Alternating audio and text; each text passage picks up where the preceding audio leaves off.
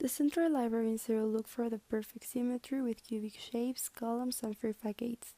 It has perfect circulation and ventilation in horizontal and vertical that complements itself with the nature at the exterior. The result of this building was a blind box, which means that our government had the opportunity to use all the facades to represent the Mexican identity. In the facades, we can see how geometry has an important role to create the symbolic murals that give us a dialogue with our history and roots. This building relates with the evolution of our culture. As we can see, the facades have murals that represent our pre-Hispanic culture and history, and how modern society developed. As Mijares said, this building has a beautiful symphony because it relates with the landscape, the nature, it represents us, and has a perfect harmony with the place. The scale of the building is considered about which size the building will be considered in the shape of it. It talks about how you're gonna start the dimension of the place and which is the most accurate look in terms of utility.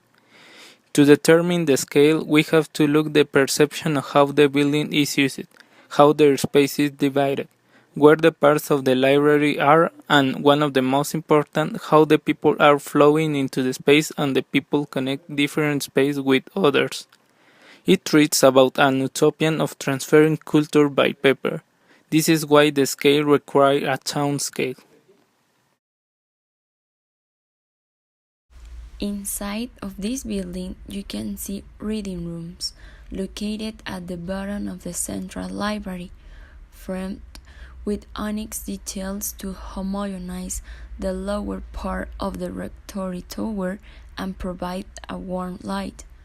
The purpose of this building is house to reading rooms and reference books, so it should be an area that protects the bibliographic collection of the sun's rays, but at the same time, these spaces are perceived spacious, comfortable, and functional. The onyx squares block direct sunlight. The light is dyed in brown and yellow tones, resulting a set of shadows that take advantage of a space and material to give the feeling that the plant is free without seeing where the limit of it. It has an extraordinary composition. You can see servant and served spaces, which together generate spaces where one another are complement, but each person perceives them differently. Rectangular windows open by pushing them from bottom to top. They don't open completely in order to control the amount of air entering in the building.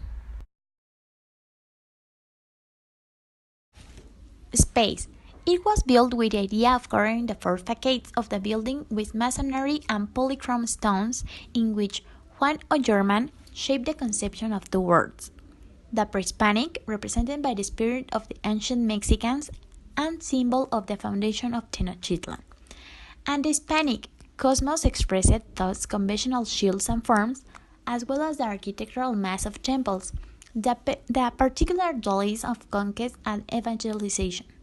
These two words united in the north by nationality and in the south by the university. The distribution of services and collection in the building is on the main floor of the west side, where the consultation room is the online catalogs, the books and the general collection of language and literature. On the third floor, on the west side, are political science, law, and education, and on the east side is music and fine arts. On the fourth floor of the west side is the section of psychology, chemistry, geology, biology, botany, sociology, anatomy, physiology, and agriculture. And on the east side is the microbiology and medicine. In the fifth floor of the west side are the general works, religion, auxiliary science, and history and universal and science history. And in the east side is history of North America, history of Mexico, and America and geography. In the sixth floor on the west side are the subjects of science, economics, administration, communication and transportation, naval science and military science. And on the east side are finance, commerce, public finance, sociology, family, sociology, pathology, and socialism. On the seventh floor on the west side are the topics of science, mathematics, astronomy, physics, biology, technology, and on the east side is technology and gastronomy. In the eighth floor, they are on the west side and the orange side the periodicals, called hemeroteca. On the ninth floor on the west side is the old found, and in the east side are the periodicals and the historical collection. On the 10th floor on the west side are the microfilm theses, and on the east side are the theses printed. On the 3rd floor, the last one, only in the west side are the special collection. We don't have to forget the difference between scale and proportion. In this case, the proportion talks about the comparison of two or more objects into each other's size. It's important to consider about what are the proportions compared with, and because of the concept treated, the building is well balanced with anything compared with the campus. If you look and compare with other buildings, you notice the space it covers is similar and important to others' building space. If you compare with the people, its size is balanced too. The building gives us an impressive, well-sustained source of knowledge.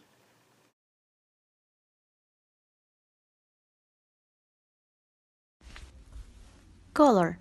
Everything seems to indicate that is outcrop in extension of the rocky subsoil with a finely carved bare stone masonry that recalls the historical foundation of the Mexican people.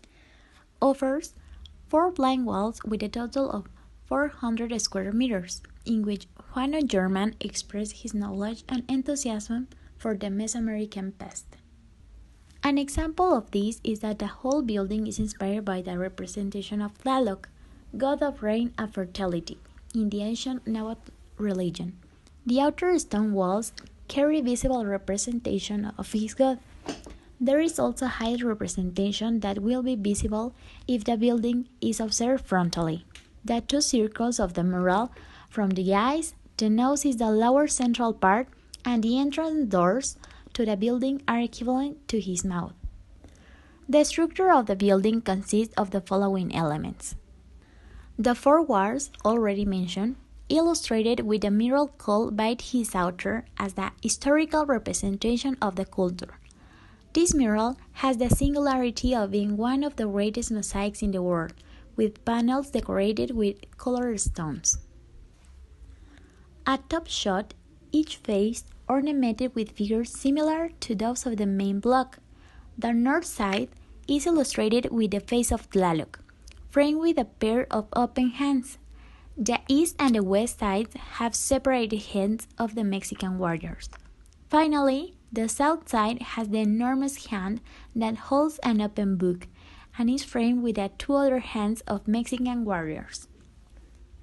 The fontaine of the north floor of the building, the wall of this fontaine, made of the volcanic stone, has the representation of the face of Tlaloc, flanked as in the upper top by 2 open hands.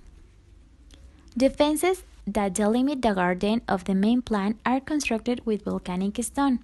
They carry figures in relief of the same material with prehispanic representation of Quetzalcoatl on the south side, Ejacatl on the west side, and a mask flanked by 2 serpents of the east side.